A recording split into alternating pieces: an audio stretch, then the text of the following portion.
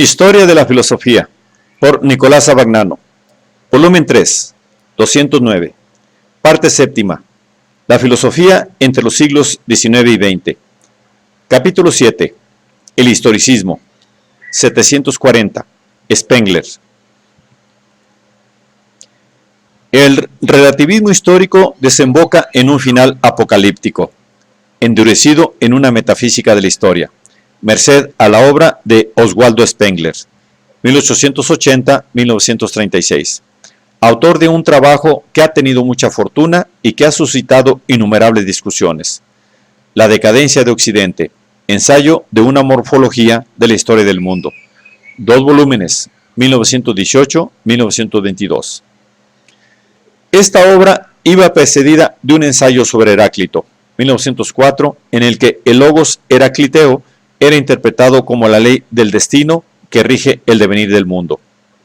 Los escritos posteriores son preferentemente políticos. Prusianismo y socialismo, 1919. Deberes políticos de la juventud alemana, 1924. Reconstrucción del Estado alemán, 1924. El hombre y la técnica, 1931. Años de la decisión, 1933. Todos ellos defienden contra el liberalismo, la democracia y el capitalismo, un ideal político afín al del nacionalsocialismo, un Estado autoritario fundado sobre el poder militar y sobre una clase trabajadora disciplinada y privada de influencia política. Este ideal se confiaba a Europa y a veces más genéricamente a la raza blanca, pero el instrumento de su realización debería haber sido Alemania. Spengler encierra en una dualidad metafísica la diferencia objetiva que Dilthey había reconocido entre la naturaleza y la historia.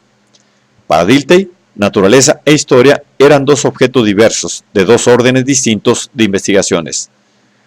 Para Spengler son dos realidades metafísicas inconmensurables. La naturaleza es el mundo de lo devenido, esto es, de lo que ha sido producido por la vida y que se ha separado de la vida misma. La historia es el mundo del devenir, es decir, de la vida que crea incesantemente nuevas formas. En la naturaleza vale la necesidad causal que se manifiesta en las uniformidades y en las repeticiones y que puede ser expresada en fórmulas matemáticas. En la historia vale la necesidad orgánica que es propia de lo que es singular e irrepetible. La naturaleza puede ser penetrada por una lógica mecánica. La historia solamente da una lógica orgánica que encuentra su instrumento en la experiencia vivida, entendida como la penetración intuitiva, esto es, inmediata, de las formas asumidas por el devenir histórico. La lógica orgánica permite formular una morfología de la historia universal, es decir, una descripción de la forma o fisonomía de la unidad que constituye el elemento de la historia misma. Esta unidad es la cultura. Toda cultura es un organismo que, como todos los organismos, nace, crece y muere, de acuerdo con un ritmo inmutable. Toda cultura, su aparecer, progresar y declinar, dice Spengler, cada uno de sus grados y periodos internamente necesarios, tiene una duración determinada, siempre igual, siempre recurrente, con la forma de un símbolo. Toda cultura realiza progresivamente todo lo que le es posible. El completamiento de esta realización es también su fin. Por eso, el culmen de una cultura, la civilización, en que la misma alcanza los estados extremos y más refinados, de que son capaces solamente los hombres superiores, es también la conclusión de ella, su fin necesario e irrevocable. Dilthey había hablado de la autocentralidad de las estructuras históricas, en el sentido de que toda estructura histórica tiene un centro suyo de valores o de ideales, que da significado a todas sus manifestaciones. Spengler, al considerar la cultura como un organismo, y al organismo como una totalidad cuyas partes tienen relaciones recíprocas necesarias y necesitantes, afirma que todo aspecto de la cultura es una manifestación necesaria de la cultura misma, y no tiene sentido fuera de ella.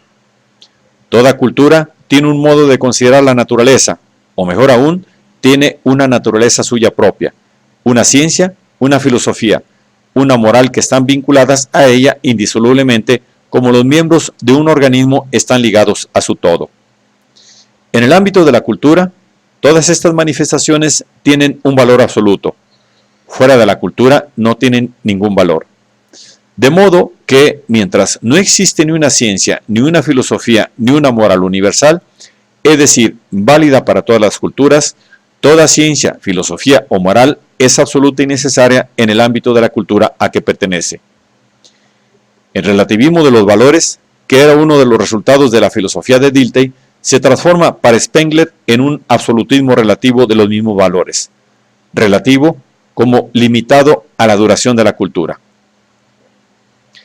Por la conexión de todos los aspectos de una cultura y por la necesidad que preside su aparecer, su florecer y su muerte, ninguna cultura ofrece a los hombres posibilidad alguna de elección, tanto por lo que respecta a sus desarrollos o a sus articulaciones internas, como por lo que se refiere a su ciclo vital. Una necesidad inexorable preside toda su evolución y todas sus vicisitudes. Esta necesidad es el destino. Los hombres pueden tratar de oponerse al destino de la cultura a que pertenecen, pero el fracaso inevitable de su acción en tal sentido marca también su condena moral e histórica. La única acción justificada y justificable es la inspirada por el reconocimiento del destino y dirigida en la misma dirección que éste. El éxito de esta acción es también su justificación. Nosotros, dice Spengler, no tenemos la libertad de realizar esto o aquello, sino la libertad de hacer lo que es necesario o nada. Es un objetivo fijado por la necesidad de la historia, que se resolverá con cada uno o en contra de él. Sobre estas bases, Spengler prevé la decadencia inevitable de la cultura occidental. Esta ha llegado ya a la fase de civilización, o sea, de plena madurez que inicia la decadencia y precede a la muerte. La crisis de la moral y de la religión, y en especial de esta última, ya que la esencia de toda civilización es la religión. El predominio de la democracia y del socialismo que subvierten las relaciones naturales de poder. La equiparación propia de la democracia entre dinero y poder político, que significa el triunfo del dinero sobre el espíritu. En una palabra, la ruina de todos los valores cuyo profeta ha sido Nietzsche, pero que el occidente muestra ya en acto. Son los prodromos infalibles de la muerte de la civilización occidental. El último acto de esta civilización será el retorno al cesarismo, con lo que preludiará la vuelta al estado primitivo. La obra de Spengler señala el predominio en el historicismo alemán de las categorías románticas y sobre todo de la categoría de la necesidad. A la necesidad del progreso, que era el mito romántico, Spengler sustituye la necesidad del ciclo orgánico de las culturas, y al concepto de la historia como predicción infalible post factum, el concepto de la historia como predicción infalible ante factum. De este modo, se excluye la exigencia más radical del historicismo alemán, que era precisamente la de sustraer el dominio de la historia a la necesidad y devolver a los hombres la posibilidad de elecciones históricas decisivas y responsables.